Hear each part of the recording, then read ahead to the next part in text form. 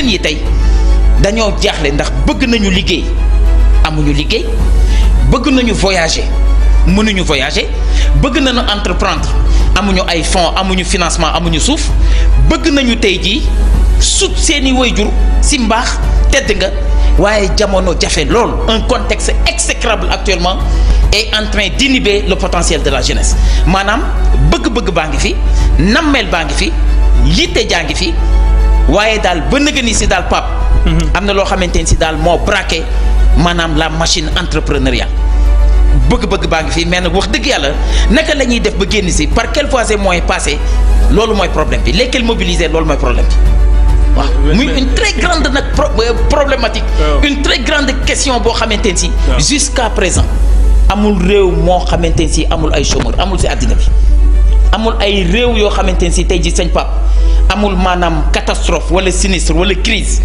gisuma ko fenn tey si àddina bi ndóol mu amul réew mu amul ndóol si àddina bi man de tey ji gisuma ko moo tax la situation de la jeunesse actuelle de la génération actuelle maanaam elle est dans un monde ba nga xam ni cin luy baax la amul ruq bu set foo tourné muy njàqare foo tourné muy ay jooy foo tourné muy sous-emploi foo tourné muy chômage chronique boo xamante ni jusqu'à présent mondialisation bi nga xamante ni si moom lañ defoon suñu yaakaar elle peine à trouver des solutions face aux problèmes de précarité et de sous-emploi des jeunes léegi nag njàqare bu mag am te àddina kat seen Pape li nga li xalaati démb ya ak xalaatu tey yi dañoo wuute niveau de sainteté démb ak niveau de sainteté tey dafa wuute léegi nag mu nekk benn problème boo xam ni ndaw ñi ils ne savent plus à quel sein se vouer maanaam là où donner de la tête.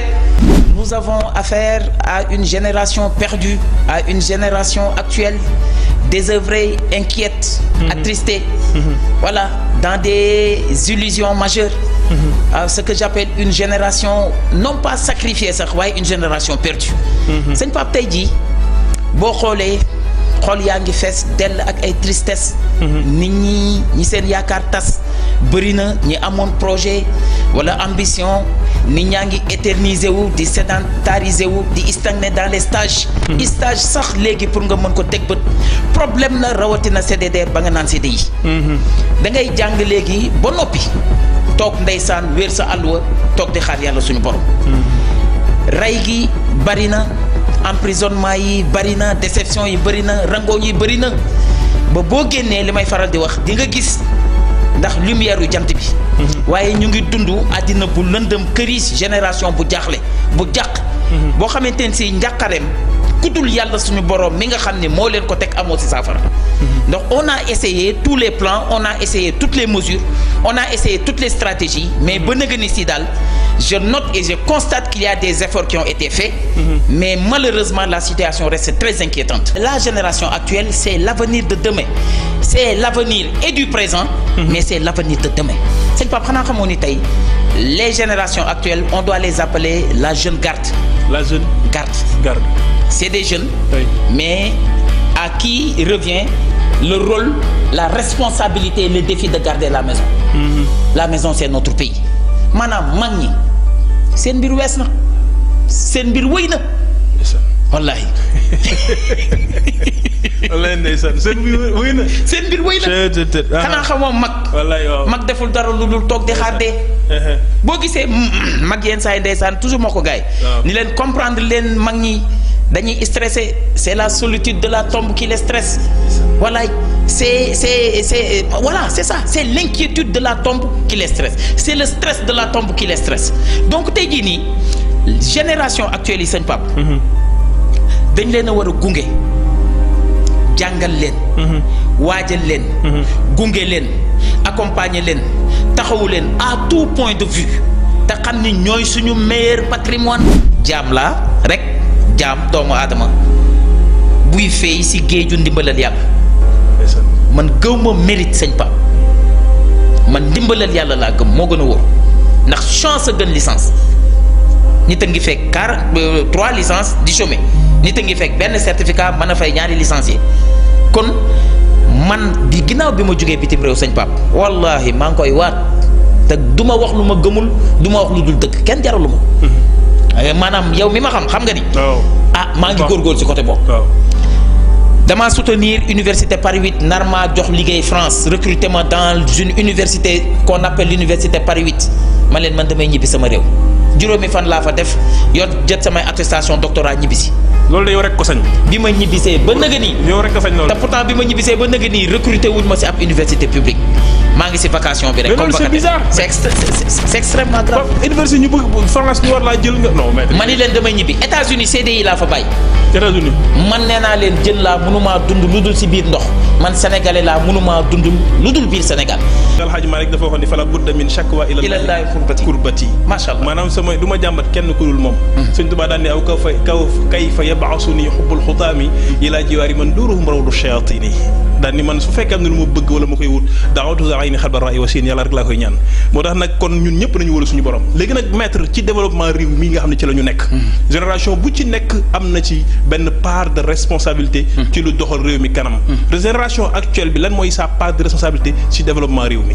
bu dul ñoom dara du jag ëllëg bu dul génération actuelle yii. waaw dara du baax dara du àgg dara du mat kon ñoom nañu baax nañu làmboo mbaax nañu àgg nañu achever nañu accompli maanaam la jeune génération sëñ Pape la génération actuelle c'est l'avenir de demain c'est l'avenir et du présent mais c'est l'avenir de demain sëñ Pape xanaa xamoo ni tey génération tey bi daal boo ko gisee mooy génération boo xam ne sëñ Pape dañoo amoon jumtukaay ya mag ña amoon waaye mënuñoo fexe ba àgg fa mag ña àggoon. dañoo am jumtukaay yu raw ya mag ña amoon. waaw Cheikh Anta Diop amul internet. tout ce qu'il a réussi il l'a fait sans Skype sans WhatsApp sans Viber. mais maintenant yaa ngi wax lu yéeme sax. sans internet. yaa ngi wax lu yéeme wallaahi bu sëgg bu far yombee. sëgg jafe maanaam on a une génération qui a tout pour réussir mais qui stagne. qui peine à décoller et à se développer loolu nag day une très grande problématique boo xam ni kooku moom xam naa day laaj ay gëstu yu xóot loolu sax moo waral tey ji maag yow ñu seq débat. est-ce que doon ñëw. xam nga bi si njëkk mooy maanaam errance. errance sëñ Pape errance mooy tey ji ku jug sol ay dàllam nga foog ni day dem bërëb sàngam te boo demee bërëb sàngam doo ko fa fekk. te boo demee si bërëb yi nga yaakaar yépp ni boo demee di nga ko fa fekk mais doo ko teg sa bët errance mooy doxantu du ma ni taxawaalu ëpp na déedéet mais une jeunesse perdue. doxantu boo xamul foo jëm. li sama yaay naan maanaam doxantu boo xamante ne si da ngay dox waaye xamoo foo jëm. ba noppi sous-emploi chronique désœuvrement exacerbé. maanaam li ma desee xam mooy. tey la àddina gën a riche. waaw gafak ak àddina. tey la ëpp xaalis. loolu leer na tey la gën a riche. tey la gën a am ay usines tey la gën a am ay entreprises waaye xolu démb ya ak xolu tey yi dañoo wute. ndax boo nee mission moom ñaari alternative rek moo am effectivement. une mission on l'accomplit ou on la trahit. nit ki mooy xool ndax mission daf koy accomplir wala ndax mission daf koy trahir. on assiste à des adolescents et non pas à des adultes. adolescence laa fi gis seen pap muy lan adulte bu xaay. waaw les parents bëgg nañu ku sañoon tey sa doom moo lay gën waaye ñëpp a ngi daw di liggéey seen pap la première école la première cellule éducative de base qu'est la mère elle a fermé ses portes. nu mu ko fermé maître. topp àddina topp liggéey topp la sa borom kër maanaam nekkoon naam jamono naqadina salaire u góor kese doyatul jigéen ji laxasaayu takk sërëm si ndiggam soobu moom it si yoonu wut soobu si yoonu am ngir suturaat jëkkëram ngir kër gi mën a kii waaye ndax jar na ko ndax la ngay sacrifier jar na ko sëñ Pape. ndax bis boo laxasaayoo génn kër gi. sa borom kër génn kër gi kuy toppatoo xale yi.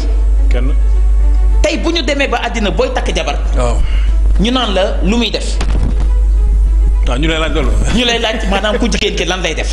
boo demee yow maanaam tey jii nii maanaam ba am borom kër ku jigéen ki ñu naan sa borom kër lu muy def pire buñ demee ba góor war a marié naan man du ma takk cas social. waaw loolu de la ñuy wax léegi.